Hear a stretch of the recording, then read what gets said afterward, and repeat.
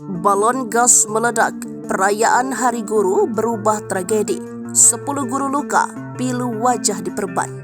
Perayaan Hari Guru di SDN Cimuding 1 Bekasi berubah petaka pada Sabtu 25 November 2023. Bagaimana tidak, balon gas yang akan dilepaskan ke udara tiba-tiba meledak. Naas ledakan itu terjadi di depan para guru-guru. Sebanyak 8 guru terluka ringan, sedangkan 2 lainnya mengalami luka bakar di wajahnya. Sekretaris Dinas Pendidikan Kota Bekasi, Warsim Suryana, saat dikonfirmasi mengatakan, pelepasan sekumpulan balon gas itu dilakukan dengan menggunakan korek api untuk memutuskan tali.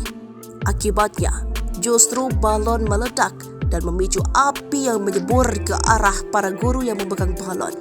Ketika momen melepaskan balon ke udara bersama-sama itu, salah seorang guru laki-laki memutuskan tali menggunakan korek api, ujar Warsim Suryana saat dikonfirmasi Kompas.com pada Sabtu 25 November 2023. Warsim mengatakan dari 10 guru, 8 guru mengalami luka bakar ringan dan 2 guru lainnya mengalami luka bakar berat di bagian wajah dan telapak tangan.